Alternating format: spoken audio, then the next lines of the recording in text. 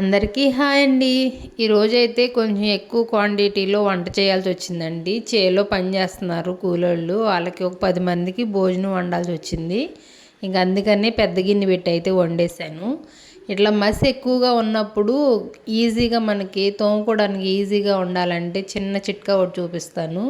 First మనం నూనె రాసేసి కొంచెం నూనె రాసి గిన్నెకి పొయ్యి మీద పెట్టేసుకుంటే తర్వాత ఇలా ఒరిగడ్డి తీసుకుని మొత్తం తుడిచేసుకోవచ్చండి. నీట్గా వదిలిద్ది మస్తు అంతా.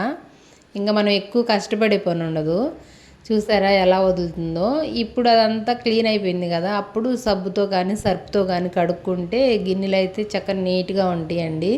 అంటే పుల్లల పొయ్యి మీద వంట చేసుకునే వాళ్ళకి మాత్రమే ఇది. గ్యాస్ పొయ్యి అయితే మనకు అంత మసి అవ్వదు కదా, శుభ్రంగానే ఉంటాయి కదా.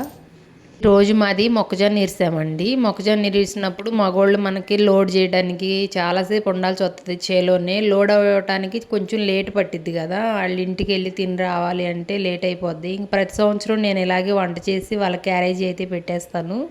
ఈ రోజైతే ఒక 10 మందికి చేయమన్నారు ఈయన వంట. 10 మందికి చేశానండి. అందుకే ఇంక కొంచెం పెద్ద గిన్నెలు తీసుకున్నాను. సాంబార్ పెట్టేసి కొంచెం బంగాళదుంప ఫ్రై చేశాను.